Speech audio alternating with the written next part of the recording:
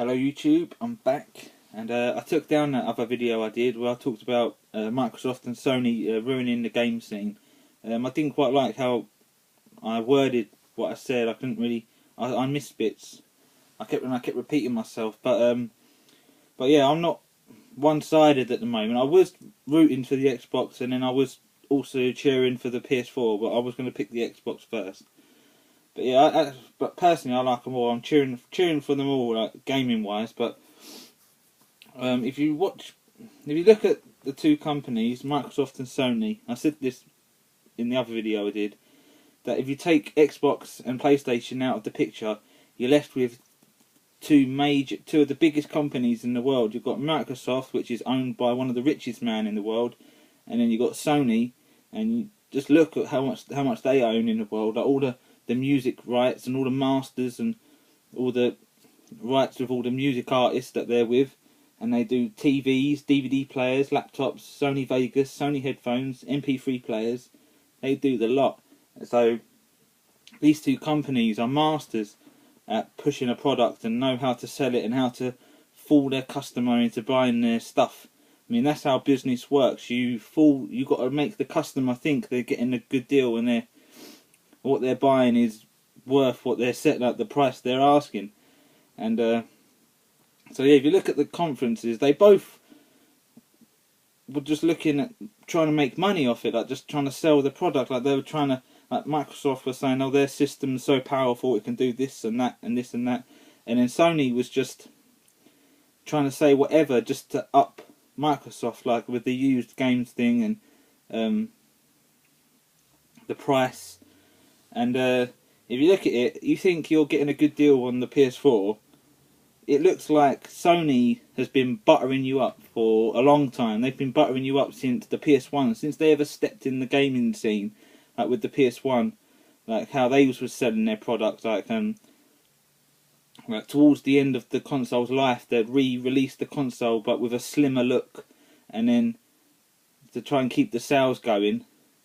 And then it went to PS3. Look how they kept re-releasing consoles. Like it went the fat PS3, then it went the slimline one, and they went the slim again with a bigger memory, slim again with an even bigger memory. Then it went super slim, and and Xbox is guilty as well. They've done the same thing. The Xbox Elite, the Xbox Slim, and now they've just released the Super Slim, haven't they? Like during their conference, they said that's a new one that's out. So they both copy the same marketing skills. So yeah, with the PS4, you think you're getting it cheaper by getting it, was it £350? I'm talking from a UK's fine currency, and the Xbox is £429. So if you look at the PS4, yeah, it's cheaper, and you think, oh, I'll go for that because it's cheaper. But then you're going to be paying the difference between the Xbox and the PS4, £70. You're going to be paying that for your PS Plus or whatever it is to go online, and so yeah, then that equals to the same as paying for an Xbox One. So it's the same. So, but then that only comes into play as if you're buying a subscription of PS Plus on launch day. But they said if you've got a PS Plus from your PS3, it carries over, and it's the same with Xbox online, like Xbox Gold or Xbox Live Gold. If you've got a subscription already, it carries over. So the only way you'd have to pay the online service if you're starting a new subscription from day one launch. So, but yeah, here's where PS4 or Sony is trying to lure in the customers, is by giving you this PS Plus. They're now charging you for it, but during the PS3, the online service was free, and all the downloadable stuff you have to pay for individually, like all the PlayStation 1 games, all the PS2 games, all the DLC, you have to pay with money. But now they're charging you for the online service, and what they're doing is they're buttering you up by giving you a load of free stuff. Oh, you get eight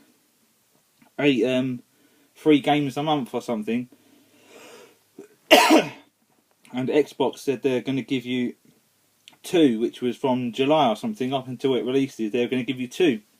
So it seems like Sony has turned up and Again, using their marketing skills, trying to up the ante. Oh, we'll give you 8, trying to look like they're giving you a better deal. But them 8 free games they're giving you, they're not physical copies. They're not discs. They're digital games. Like, you don't own nothing. So really, they're not losing out by giving you 8 free games, because digital stuff is nothing. It's just like giving you air. It's just sugaring it up, thinking you're getting a good deal.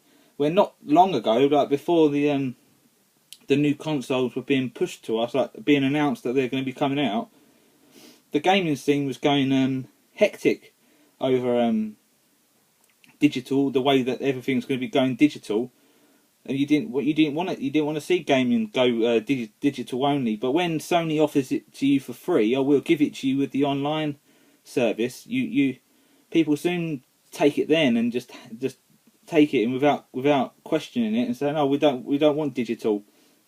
So really, PlayStation is also taking a step towards digital, but they're taking smaller steps. They're doing it gradually, whereas Xbox has come out honest and just said they're for digital, like the way they've showed it.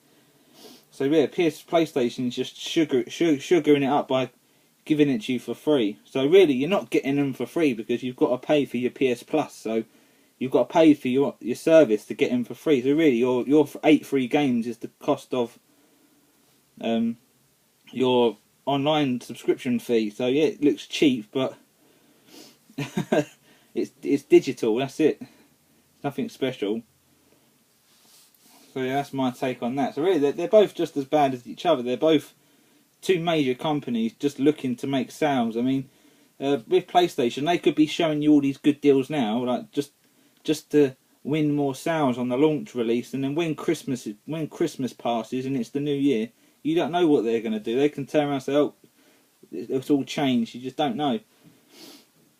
I mean, with the used games thing, it's not up to the companies, the 2 console companies anymore. It's up to the publisher. So I used this in my other video. EA,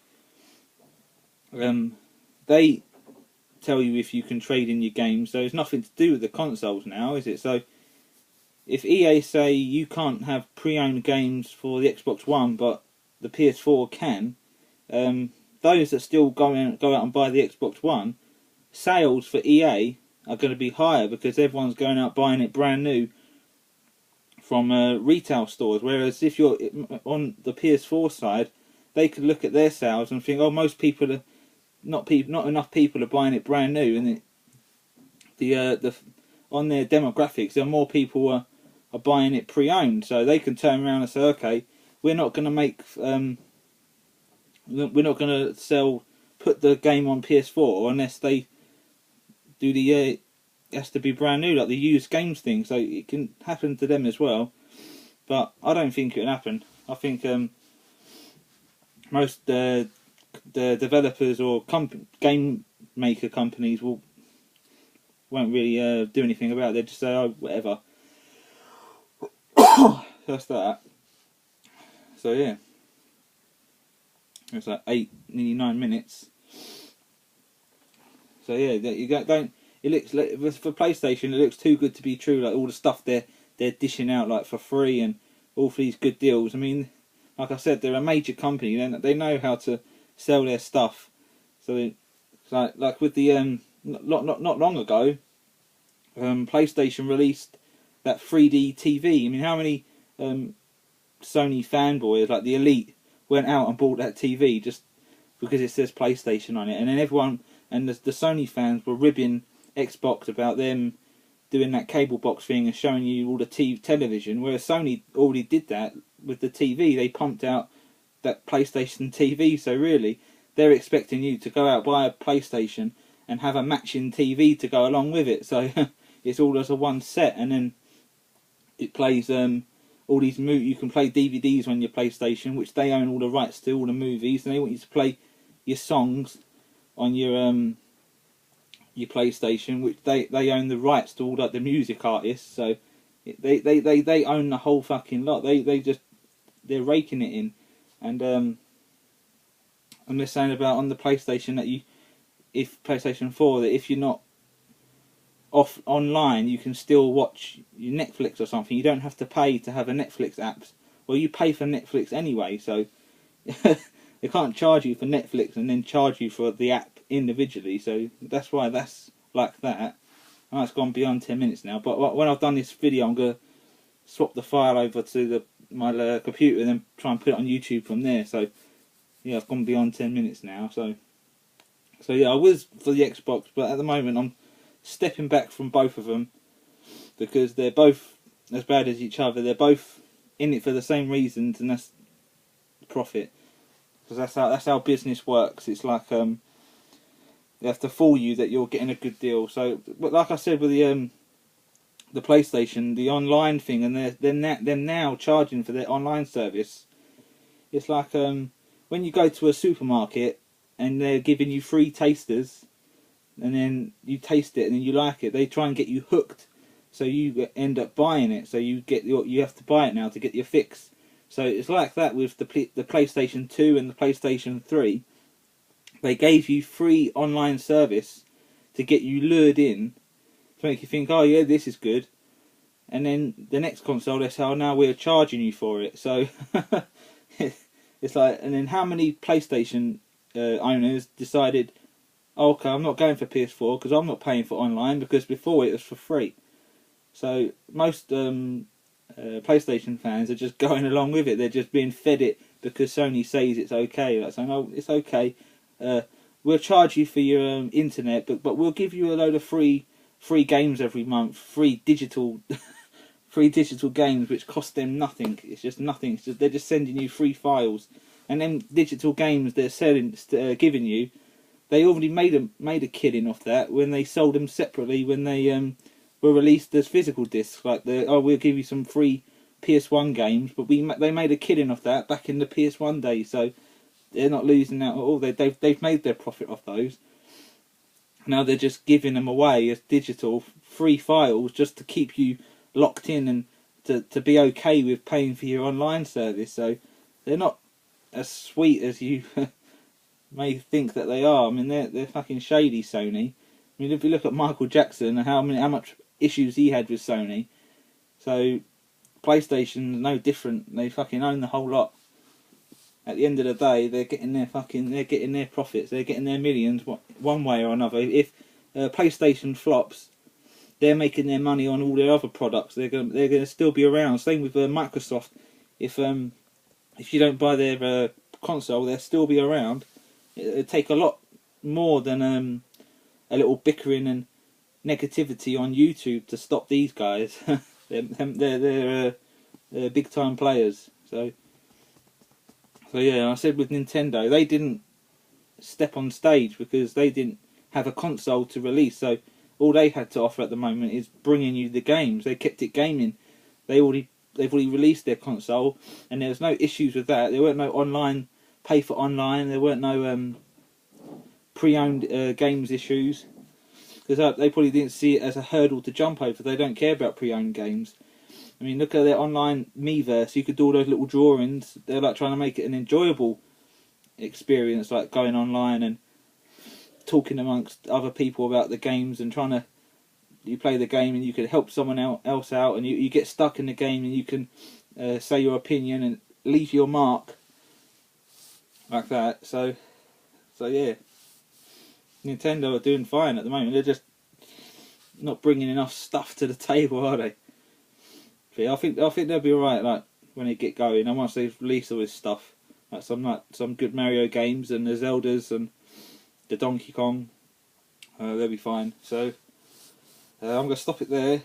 Just over 14 minutes. I hope I've cleared everything.